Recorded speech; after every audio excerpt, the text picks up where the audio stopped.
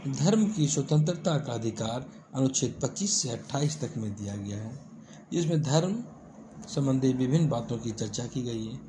वहीं यदि हम अनुच्छेद 25 को देखते हैं तो इसमें कहा गया है कि अंतःकरण की और धर्म को अबाध रूप से मानने, आचरण करने और इसके प्रचार करने की स्वतंत्रता होगी।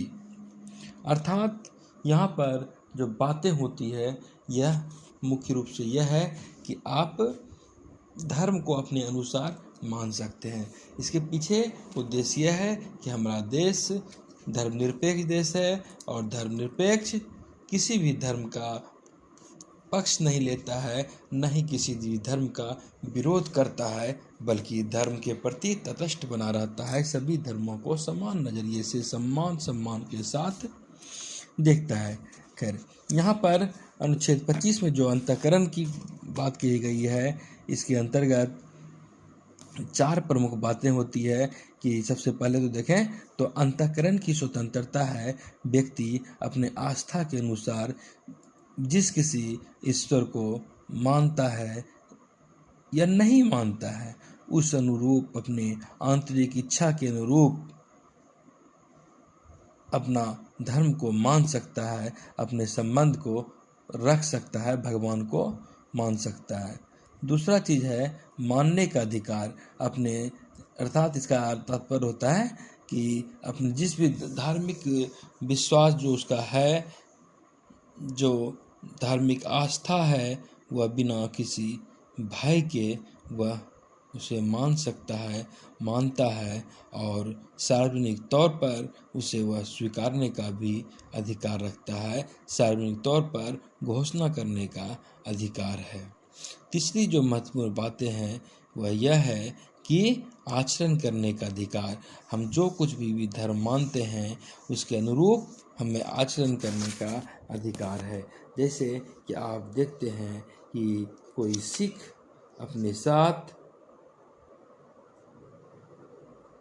कृपान रखता है और उन्हें कृपान धारण करने का अधिकार है, तो यहाँ पर वह उसे रख सकता है, वो अपने धार्मिक आस्था के अनुरूप व्यवहार कर सकता है। ऐसा आचरण करने का हर एक लोगों को अधिकार होता है। और जो चौथा महत्वपूर्ण बात है प्रचार करने का अधिकार। अपने जिस किसी धार्मिक आस्था से लोग प्रेरित रहते हैं उसका प्रचार करने का, उसका प्रसार करने का, उसके सिद्धांत को व्यक्त करने का लोगों के पास संवैधानिक अधिकार है अनुच्छेद 25 के माध्यम से। और इसके साथ साथ यह महत्वपूर्ण बात यह है कि व्यक्ति को अपने धर्म को प्रचारित करने का अधिकार है, व्यक्ति को अपने धर्म को बदलने का भी अधिकार है, लेकिन दूसरे व्यक्ति को धर्मांतरित करने का अधिकार शामिल नहीं है। और जबरदस्ती यदि कोई व्यक्ति किसी का धर्मांतरण करता है तो यह व्यक्ति के स्वतंत्रता का अधिकार का अतिक्रमण करना होता है, धार्मिक स्वतंत्रता का अतिक्रमण होता है। इसीलिए धर्मांतरण का अधिकार अपने देश में किसी को नहीं है। कोई व्यक्ति यदि धार्मिक उपदेश देता है, अपने विश्वास से जुड़े आचरण करता है और अपने विचार को उपदेश के रूप में दूसरे को देता है, तो यह अनुच्छेद 25 के माध्यम से ही देता है। कुल मिलाकर कहें तो अनुच्छेद 25 में धार्मिक स्वतंत्रता के अधिकार के अंतर्गत लोगों को प्रचार करने का अधिकार है और हर लोगों को अपने धर्म के सिद्धांतों को प्रसार करने का अधिकार है और दूसरे को धर्म परिवर्तन करने का अधिकार नहीं है, दूसरे का धर्म परिवर्तन करने का अधिकार नहीं है। हालांकि इसी उपबंध के तहत वे लोग अंतःकरण की स्वतंत्रता के माध्यम से धर्मांतरण भी कराते हैं, लेकिन धर्मांतरण अपने देश में पूर्णतः निषिद्ध है। वहीं इसी अंतःकरण के आधार पर हर लोगों को अंतःकरण के आधार पर जीने का अधिकार है, आस्था रखने का अधिकार है, इच्छानुसार धर्म चुनने का अधिकार है, इच्छानुसार धर्म में आस्था रखने का अधिकार है। और उसे किसी फुसलाकर या छल से, बल से, कपट से, लोभ से, लालच से धर्मांतरण किसी का नहीं किया जा सकता है।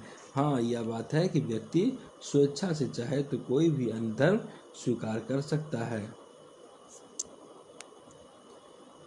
यहीं पर एक महत्वपूर्ण बात यह है कि प्रचार करने का तो अधिकार है, लेकिन वहीं राज्य को यह अधिकार है, राज्य का और साथ ही राज्य का यह कर्तव्य भी है कि यदि कोई व्यक्ति के क्रियाकलाप लोक व्यवस्था, सदाचार या स्वास्थ्य के विरुद्ध हो रहा है तो यहाँ पर राज्य हस्तक्षेप करता है और धर्म की स्वतंत्रता लोक व्यवस्था, सदाचार या स्वास्थ्य के अधीन है। लोक व्यवस्था, सदाचार, स्वास्थ्य इस भाग के अन्य उपबंधों के अधीन रहते हुए सभी व्यक्तियों को अंतःकरण की स्वतंत्रता का और धर्म के अबाध रूप से मानने, आचरण करने और प्रचार करने का समान हक होता है।